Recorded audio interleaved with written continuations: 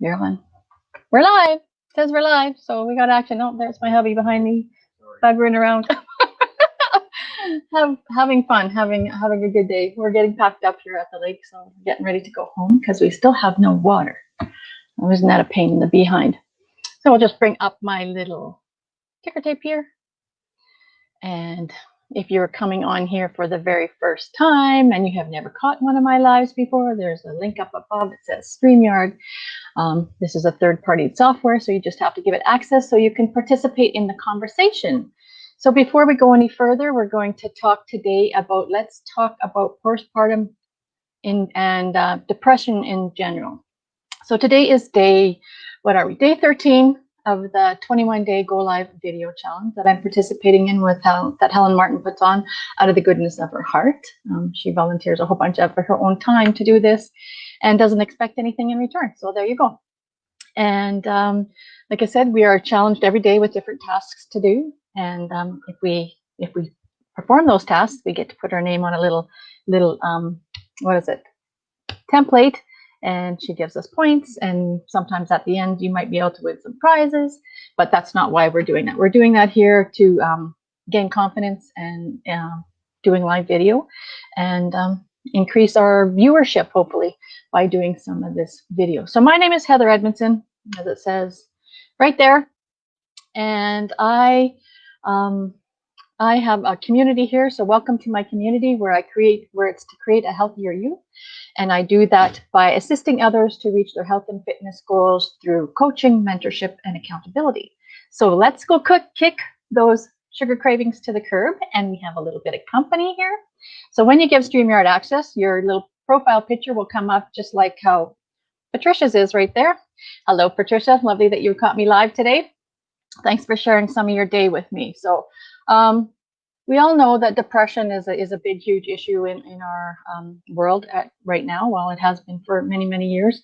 And a lot of women, well, and men in general, but because we're talking about postpartum, I don't think really men suffer with postpartum, although my husband said he suffered with postpartum when the kids were teenagers.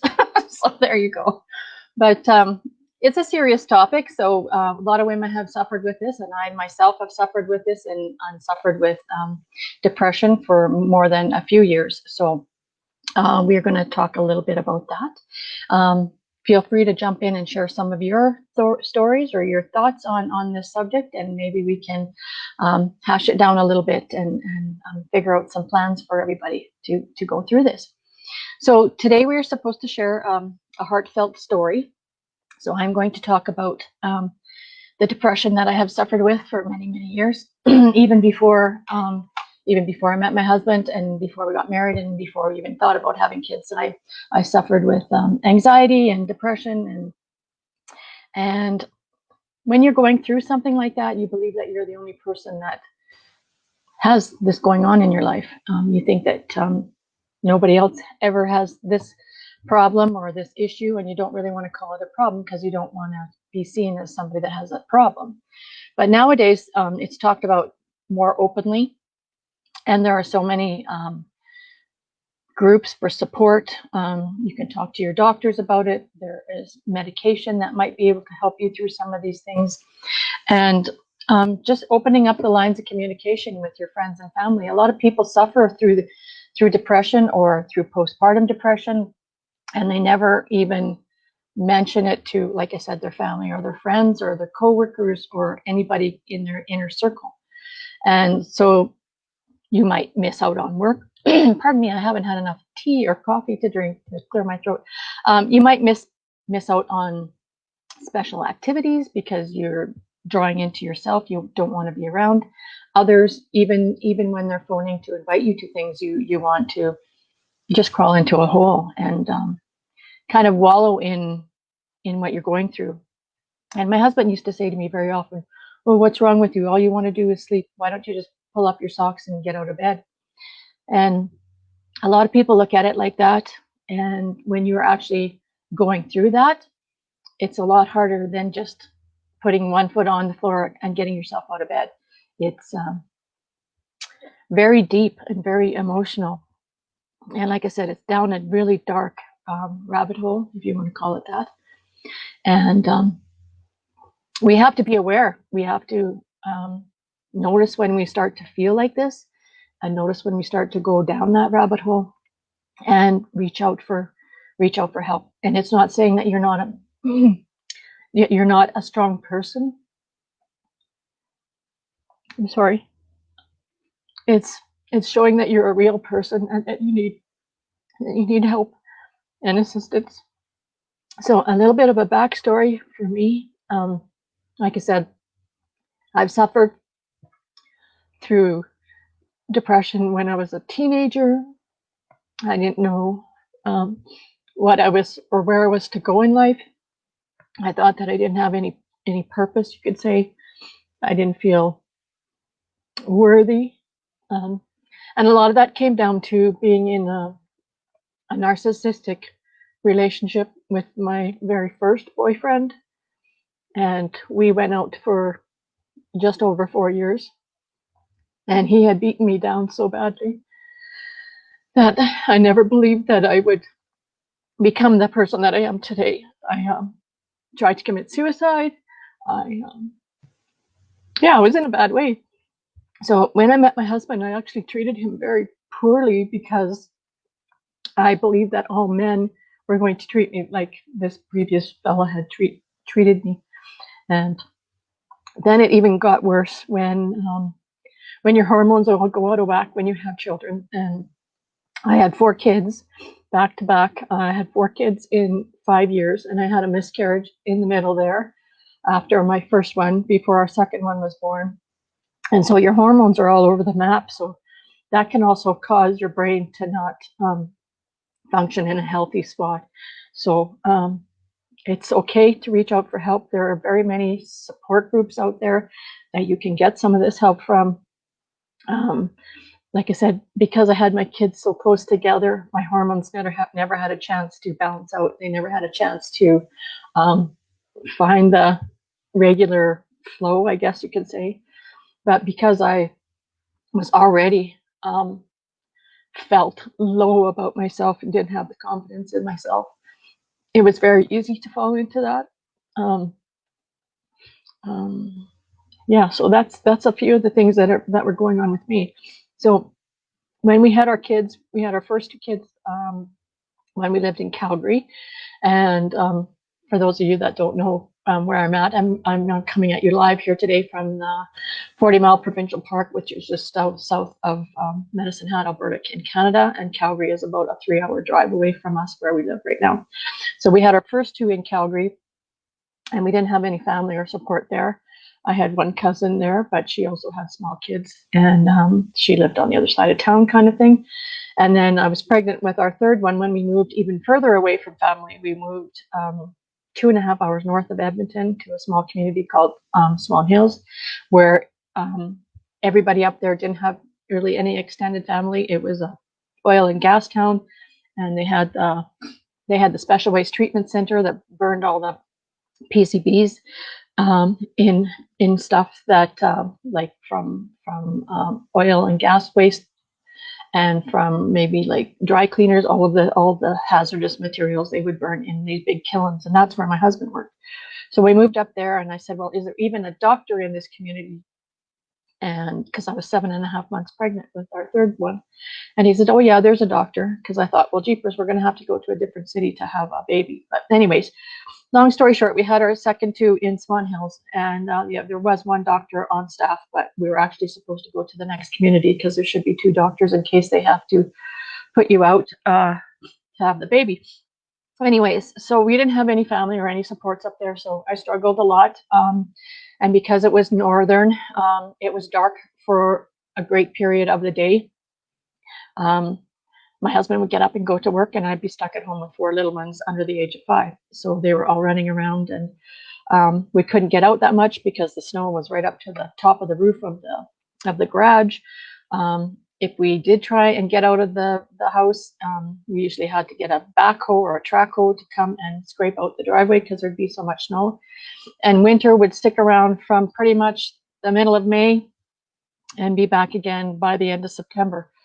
So we lived up there for 13 years, and it was a tough go.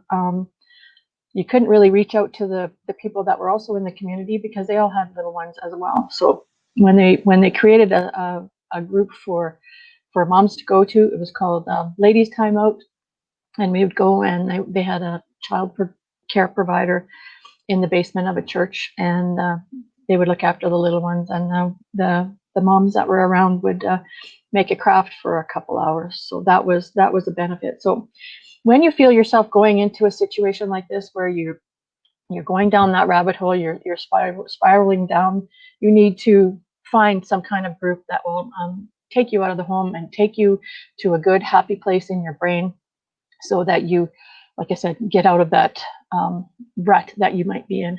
And sometimes you might need to be on medication. I had to have a little bit of help from a doctor to be on some medication. And I realized that when my son, I don't know how old he was. He wasn't very old. He was maybe 6 or 7. He put something in the microwave and he didn't put it on a plate, and it melted all over the place. And I freaked out, and I actually took one of those Corel plates and I tapped him on the head, and it smashed. And then I realized, holy moly, like I really need to reach out and get some help, because this is not good. I am not in a good place. So I was able to have that vision or that thought of, okay, I really need to get some help. A lot of us women that are going through this or have suffered in any kind of depression don't know when they should reach out for help, because it's such a hard thing to ask for help, because you're human, but you want to be a superwoman. You want to, sorry, my nose is running. You want to be able to solve all the problems yourself and be perfect all of the time. And you can't have everything perfect all the time. That's just not reality of life.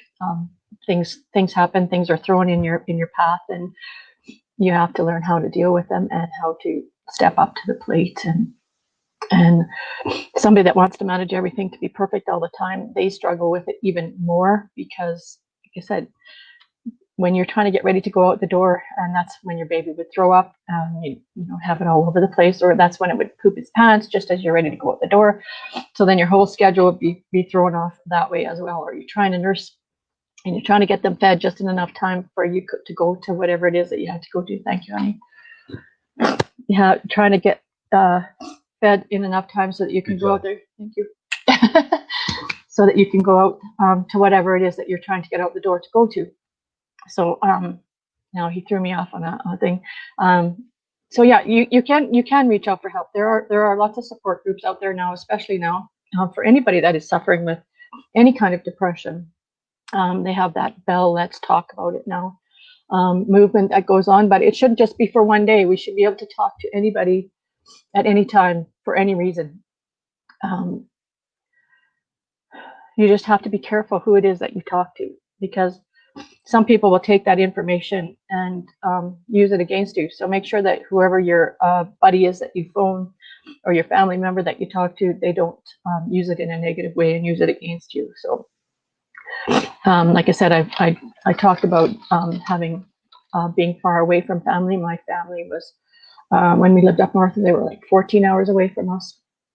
And my husband's family was down here in Medicine Hat, but they didn't like to be around little kids. They didn't know how to deal with them. They felt uncomfortable, so they weren't there to help us. So we kind of had surrogate grandparents that were some older retired people in the community that would help us out a little bit, but we basically had to do it all on our own. So we used our friends for support.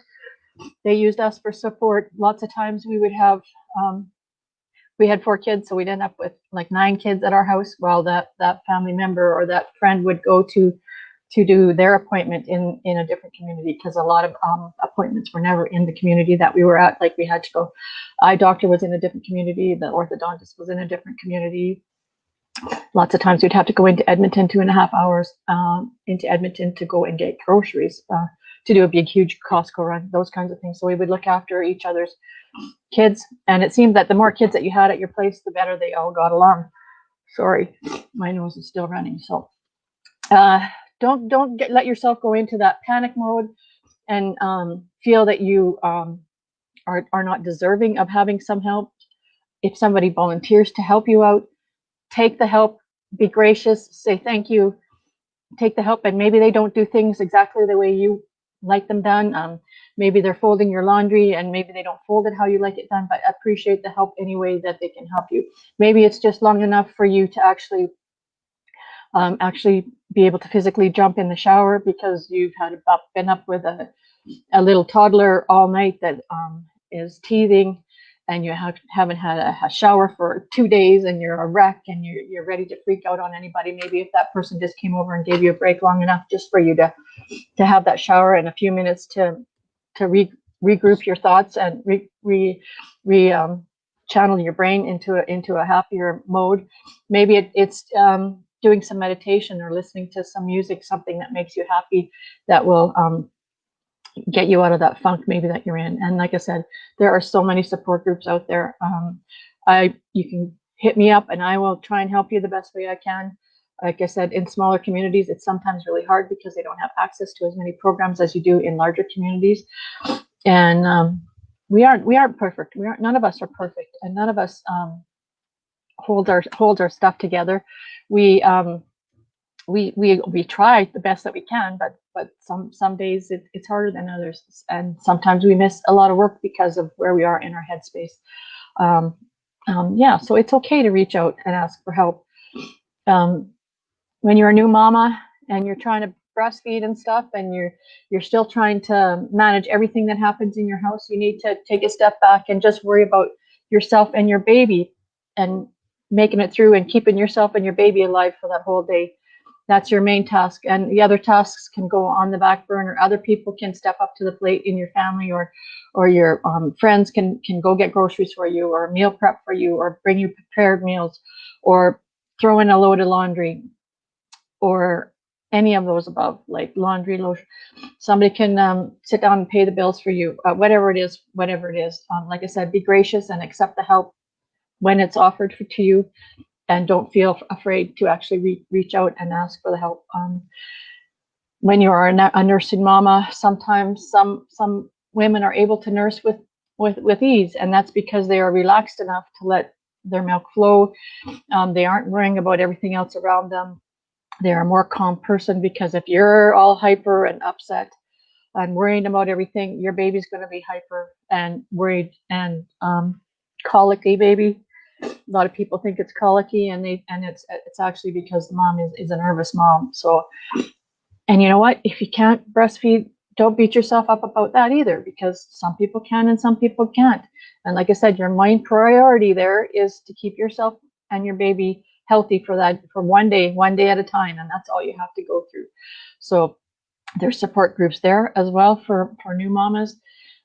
There's breastfeeding support groups, and there's the postpartum support groups, and there's fitness and exercise groups as well, to help a mom that's going through a postpartum to get their body back into shape, and actually just to have the socialization of being around a bunch of adults and actually having adult communication instead of talking baby talk to a baby. So like I said, reach out. Patricia's saying a whole bunch of things here, that she had the issue as well.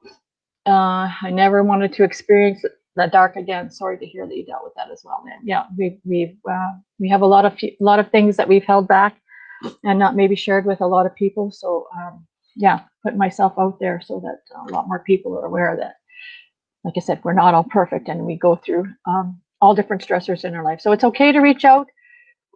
Like I said, even if it's a few minutes to take you through the shower, to take the time so that you can have a shower and regroup. Maybe it's time enough for you to even just go out and have a little bit of fresh air and walk around the block, anything like that. So don't be afraid to reach out to whoever it is that you trust. Maybe you need to talk to your doctor about medication. Sometimes we need to have that little extra help to get our serotonin levels balanced in our head. So I hope you gained some value from that today. Oh, my nose is just running like crazy. I hope you gained some value from that today. I have started some medication that actually is really, really helping with my brain health and overall mental well-being. And with the addition of these supplements and changing my diet up to having not so much high carb, high sugar things, really watching what wheat I put into my body. The wheat seems to be giving me grief now that it's also genetically modified. I don't think it's as good for my gut either. I've got issues from that. But since I've started to take some minerals and some supplements, my brain has kind of turned around and balanced out. So I hope you all receive some value from that today. I hope that I can help you in any way with that. I can give you some postpartum exercises if that's what you need. I can provide you with some more information of maybe some groups that can help you. I can provide you with some PDFs of the nutritional recipes that I'm using right now in this health and weight loss and fitness challenge that I'm in. So if you're interested in anything like that, then just let me know, and we can have a chat for a free 15 or 30-minute call. So that's out there too for you. So have yourself a good rest of your day, whatever time of the day it is for you. Sorry that I got a little emotional, but that's real and raw for me. And sorry, Patricia, that you went through some of that stuff as well. And for anybody else that is coming in on the replay, do know that my heart is with you if you're suffering with something like this too. So have yourself a good one, guys. I will be on live at 5 on my other page. Bye-bye.